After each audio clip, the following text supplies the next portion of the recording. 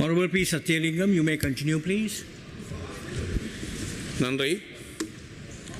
இந்த நம்பிக்கையில்லா பிரேரணையை இந்த சபையிலே சமர்ப்பித்த போது எங்களுடைய கட்சி சார்பாக அந்த நம்பிக்கையில்லா பிரேரணையிலே நாங்கள் கையெழுத்து வைப்பதை நாங்கள் தவிர்த்திருந்தோம். நாங்கள் அவ்வாறு கையெழுத்து வைப்பதை தவிர்ப்பதற்கான முக்கியமான காரணங்கள் இரண்டு இருந்தது. ஒன்று, இந்த விடயம் ஏற்கனவே நாடாளுமன்றத்திலே கோப்புக்குழுவிலே இந்த விடயம் விசாரிக்கப்பட்டு அல்லது கையாளப்பட்டு கொண்டிருந்தது. அதேபோல் சம்பந்தப்பட்ட இந்த அமைச்சரவர்கள் தொடர்பாக கொழும்பு மேல் நீதிமன்றத்திலே ஒரு வழக்கு தாக்கல் செய்யப்பட்டு அமைச்சரவர்கள் அந்த வழக்கில் இருந்து பிணையில் இருப்பதையும் நாங்கள் அறிந்து கொண்டிருந்தோம். அந்த அடிப்படையிலே இது ஒரு விசாரணை நடைபெறுகின்ற விஷயமாக இருக்கும்போது நாங்கள் அவசரப்பட்டு இந்த நம்பிக்கையில்லா பிரேரணையில் பங்குதாரர்களாக இருக்க வேண்டுமான்ற ஒரு எண்ணத்தின் அடிப்படையிலே தான் நாங்கள் இந்த நம்பிக்கையில்லா பிரேரணையில் நாங்கள் எங்களுடைய கட்சியைச் சேர்ந்தவர்கள் நாங்கள் கையெழுத்திடாமல் இருந்தோம்.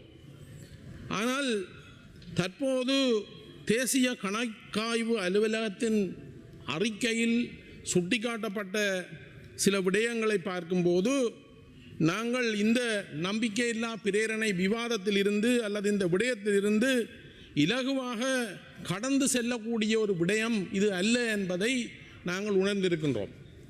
அந்த வகையிலே தான் நாங்கள் இந்த விவாதத்திலே இன்று ஒரு முடிவை எடுக்க வேண்டியவர்களாக இருக்கின்றோம். இந்த வலுசக்தி துறை என்பது தனியாக பணத்துடன் மின்சாரத்துடன் சம்பந்தப்பட்ட ஒரு விடயம் அல்ல. இது இந்த நாட்டினுடைய தேசிய பாதுகாப்போடு சம்பந்தப்பட்ட விஷயம், இந்த நாட்டினுடைய பொருளியல் உறுதிப்பாட்டோடு சம்பந்தப்பட்ட விஷயம். அதேபோல் இந்த நாட்டின் வாழுகின்ற மக்கள் அரசாங்கத்திலே வைத்திருக்கின்ற நம்பிக்கையில் சம்பந்தப்பட்ட விடயமாக இது இருக்கின்றது. அந்த வகையிலே நாங்கள் பலசக்தி அமைச்சருக்கு எதிராக இந்த நம்பிக்கையில்லா முன்மொழிவு கொண்டு வரப்படும் போது அரசியல் அமைப்பு இந்த பாராளுமன்றத்தில் இருக்கின்ற உறுப்பினர்கள் அமைச்சர்கள் உடைய நன்னடத்தை நிர்வாக நடைமுறைகள் என்பவற்றை அடிப்படையாக கொண்டுதான் நாங்கள் இந்த நம்பிக்கையில்லா பிரேரணையிலே எங்களுடைய கட்சி சார்பாக நாங்கள் ஆராய்கின்றோம். பலசக்தி அமைச்சர் முன்னர் உரக்கூட்டு தாபனத்திலே கொள்வனவு மேலாளராக பணியாற்றிய பொழுது 8.86 மில்லியன் ரூபாய் நட்டத்தை ஏற்படுத்தியதாக அமைச்சருக்கு எதிராக ஒரு மேல் நீதிமன்றத்திலே வழக்கு தாக்கல் செய்யப்பட்டிருக்கிறது. கொழும்பு மேல் நீதிமன்றத்திலே அமைச்சர் மீது பத்திரிகை தாக்கல் செய்யப்பட்டு அவர் இப்போது பிணையிலே இருக்கின்றார். அந்த வகையிலே ஊழல் குற்றச்சாட்டின் கீழ் பிணையிலே இருக்கின்ற குற்றச்சாட்டு அது என்ன நிரூபிக்கப்படவில்லை என்பது உண்மை. ஆனால் ஒரு குற்றச்சாட்டு நீதிமன்றத்திலே மேல் நீதிமன்றத்திலே வைக்கப்பட்டு பிணையில் இருக்கும் ஒருவர் அமைச்சு பதவியில் நீடிப்பது என்பது பொது நலனுக்கும் நல்லாட்சிக்கும் எதிரானதாக நாங்கள் பார்க்கின்றோம். நாங்களும் இந்த ஊழல் லஞ்சம் கொள்ளை களவு என்பதற்கு எதிரானவர்களாக இந்த பாராளுமன்றத்தில் பிரதிநிதித்துவப்படுத்துகின்றோம். நாங்கள் இரண்டு அணிகளையும் சாராதவர்கள், ஆளுங்கட்சி எதிர்கட்சி என்று சொல்ல விரும்பாதவர்கள். நாங்கள் சிங்களேன் කියනවනම් අපි කියනවා අපි විරුද්ධ පක්ෂ නෙමේ. විරුද්ධ පක්ෂ පැත්තේ හිටියාට අපි කියන්නේ අපි ප්‍රතිපක්ෂ කියලා කියනවා. අපි நாங்கள் ஒரு எதிர்கட்சி என்ற வகையில் மாத்திரம் இதை பார்க்கவில்லை. இந்த நாட்டிலே ஒரு நல்லாட்சி நடைபெற வேண்டும், இந்த நாட்டிலே லஞ்ச ஊழல் ஒழிக்கப்பட வேண்டும், இந்த நாட்டினுடைய அரசிலே மக்கள் நம்பிக்கை வைக்க வேண்டும் என்ற ஒரு கருத்தோடு பாராளுமன்றத்துக்கு வந்தவர்கள் நாங்கள். அந்த வகையிலே கௌரவ அமைச்சர் மீது முன்வைக்கப்பட்டிருக்கின்ற குற்றச்சாட்டு மிகவும் முக்கியமானது. நான் சொன்ன அந்த விடயங்களை அவர் திருப்திப்படுத்தவில்லை என்பதை நாங்கள் யோசிக்கின்றோம்.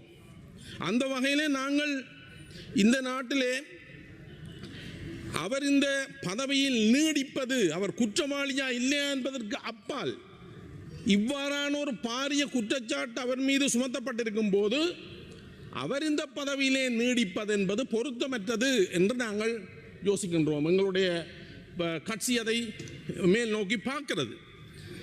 தேசிய மக்கள் சக்தி அரசு ஊழல் எதிர்ப்புக்கான மக்கள் ஆணையை பெற்றிருக்கிறது. அந்த மக்கள் ஆணையை சோதிக்கின்ற ஒரு நடவடிக்கையாக இந்த நம்பிக்கையில்லா பிரேரணை இங்கு வைக்கப்பட்டிருக்கிறது. ஆகவே அதற்கான பொறுப்பு கூறுதல் என்பது இந்த அரசாங்கத்தினுடைய முக்கியமான ஒரு பிரச்சனை. நீங்கள் கடந்த 15 வருடங்களிலே ஊழல் செய்தீர்கள், உங்களுக்கு இதை பேச அதிகாரம் இல்லை, நீங்கள் செய்தால் நாங்கள் செய்யக்கூடாது என்ற தொனியிலே கேள்வி எழுப்பக்கூடாது என்று நாங்கள் யோசிக்கின்றோம்.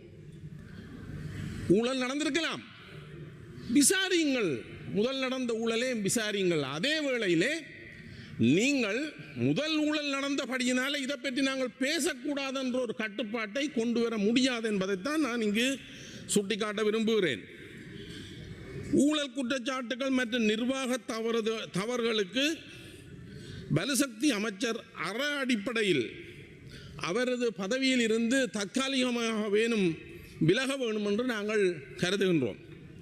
2025ஆம் ஆண்டு டிசம்பர் முதல் 2026ஆம் ஆண்டு பிப்ரவரி மாதம் வரை இறக்குமதி செய்யப்பட்ட நிலக்கரியின் வெப்ப பெருமானம் கலோரிக் வேல்யூ மிகவும் குறைவாக இருப்பதாக இந்த அறிக்கையில் சொல்லப்பட்டிருக்கிறது. இதை பொது பயன்பாட்டு ஆணைக்குழுவும் சொல்லுகிறது. இதன் காரணமாக நிலச்சோலை மின் உற்பத்தி நிலையத்திலே உற்பத்தி செய்யப்பட வேண்டிய சக்தியின் அளவு குறைந்திருப்பதாக இந்த அறிக்கையிலே சொல்லப்பட்டிருக்கிறது. ஆகவே இது தொடர்பாக நாங்கள் ஆராய வேண்டிய தேவை இந்த பாராளுமன்றத்துக்கு இருக்கிறது. அதேபோல இந்த இவ்வாறான விடயங்களை அதற்கு பொறுப்பான அமைச்சர் தடுக்க தவறி இருக்கிறார் என்ற சந்தேகம் எங்களுக்கு இருக்கின்றது. இலங்கை பொது பயன்பாட்டு ஆணைக்குழு அறிக்கையின்படி